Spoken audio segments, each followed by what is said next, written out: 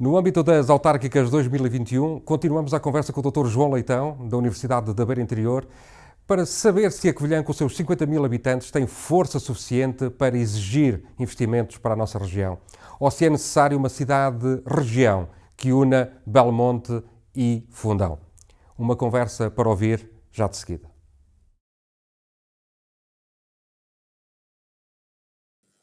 A cidade-região não tem que ser obrigatoriamente já uma fusão política da Covilhã, Belmonte e Fundão. Pode ser, numa primeira fase, uma plataforma de entendimento, uma estratégia comum. Nem tem que implicar a extinção ou o desaparecimento de qualquer um dos municípios.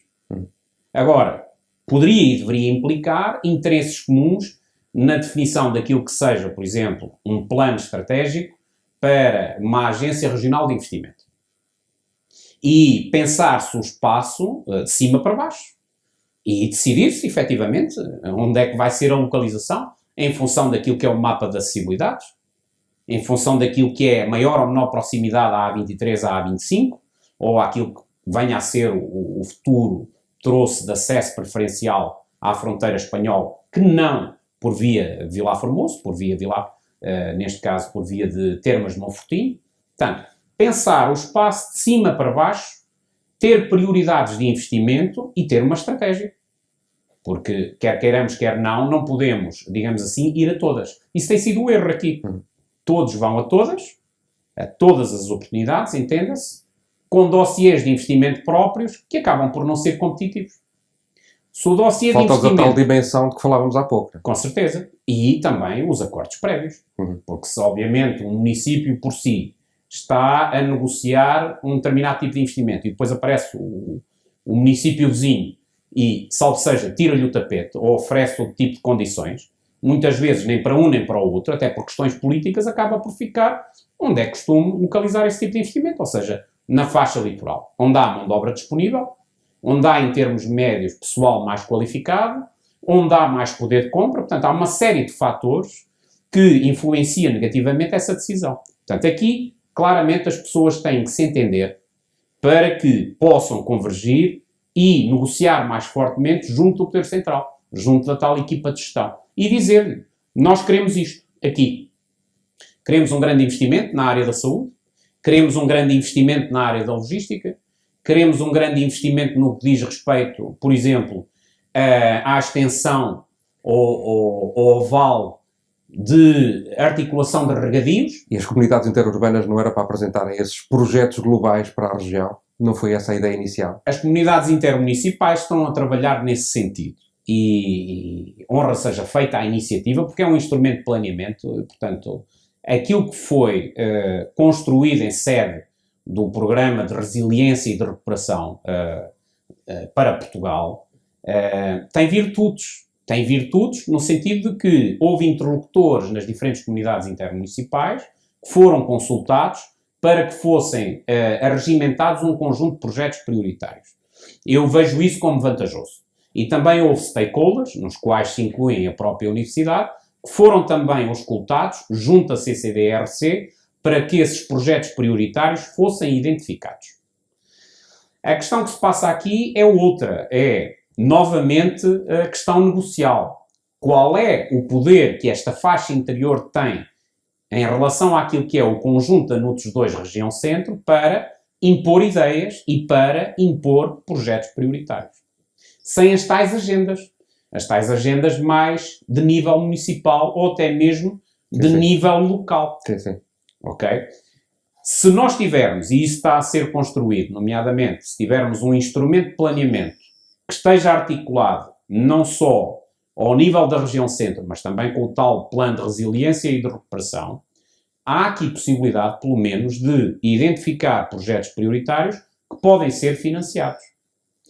E mais do que isso, nós entramos numa fase, sobretudo nos programas 2030, em que, embora a gente aqui deva ter ambições de algumas edificações em cimento, onde a gente pode efetivamente fazer a diferença é no intangível. É em questões ligadas à qualificação do capital humano, à investigação, às redes. Eu quero recordar aqui, por exemplo, daquilo que foi a experiência passada em 2008, 2009, e da minha própria participação e coordenação na altura daquilo que foi o plano da Comorubeiras, houve projetos na área, por exemplo, da mobilidade ou na área da telemedicina que ficaram por concretizar. Eu coloco em específico estes dois, porquê? Porque são duas questões críticas atualmente, até na atual conjuntura de crise pandémica. E aí o interior ou a interioridade não tem problema nenhum. Absolutamente. É uma forma de contornarmos exatamente essa desvantagem que vem por via da geografia. Vem por via da geografia, mas também vem muito por via daquilo que está embutido na cabeça das pessoas. Portanto, até agora, eu ainda nunca tinha falado, penso eu, em interior.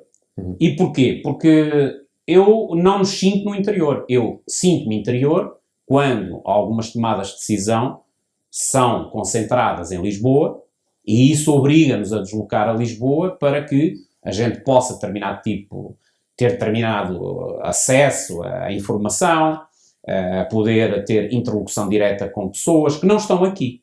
E isso influencia, obviamente, a forma como os dossiês mais importantes são decididos. Mas, se nós operarmos numa alteração ao nível da mentalidade, e a universidade contribui também nesse sentido, ao longo das últimas 3 décadas, para alterar as mentalidades, para que as pessoas se sintam menos interiores, mais, eu diria, universalistas, mais ligadas ao mundo. Há pouco ficou por dizer essa questão. A questão da mobilidade, a questão da acessibilidade, a questão das redes. Questões intangíveis que a universidade pode ajudar bastante, porque nós estamos, neste momento, interconectados com diferentes pontos do mundo. Falta-nos algo fundamental aqui, e lá vem outra vez a questão, alguns dirão, o aeroporto. Portanto, nós destruímos uma das pistas mais antigas que existiam no país. E, provavelmente, a mais antiga do interior de Portugal. Foi uma opção. São as tais opções, que eu gostaria também de falar aqui, opções do passado. Essa opção, hoje, em termos de trade-off, também devia ser discutida, porque é assim, nós tivemos uma opção de destruir uma infraestrutura aeroportuária que nos colocaria, em termos históricos, em vantagem face a outras localizações do interior, para termos aqui uma ponta aérea com 2 pontos focais em Portugal, sobretudo com Lisboa e com o Porto, para termos ainda uma maior interconexão internacional da universidade, das empresas e das pessoas que escolhem viver e trabalhar aqui.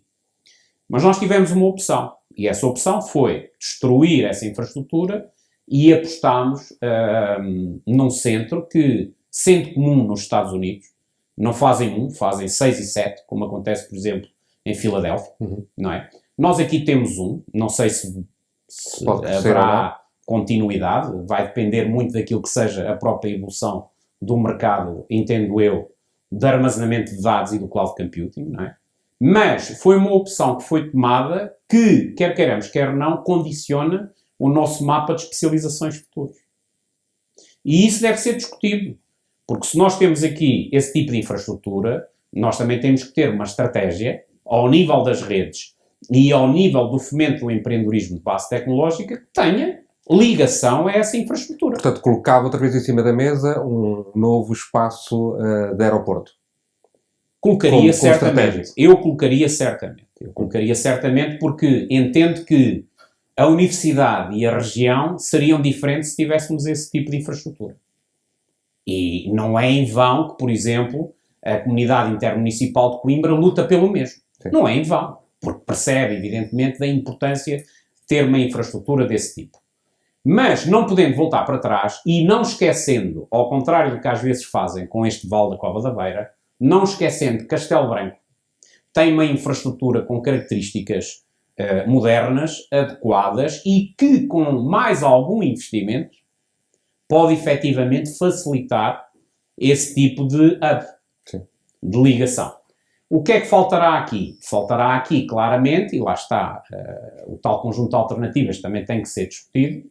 Faltará aqui, por exemplo, abraçar projetos que também ficaram suspensos, como era, por exemplo, o projeto de criar um anel ferroviário em contínua circulação entre a Covilhã e o Fundão.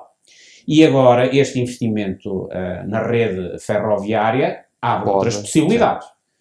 Sobretudo também ao nível da negociação para a instalação dos chamados portos secos. Diz até à Guarda também neste momento. Diz até à Guarda neste momento, mas diria nessa situação também uma articulação e um conjunto de ligações mais frequentes entre as principais cidades dos dois distritos.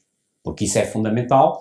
Nós, neste momento, se quisermos promover a mobilidade alternativa, por exemplo, intermodal, entre o ferroviário e o uso da bicicleta elétrica, isso é impossível.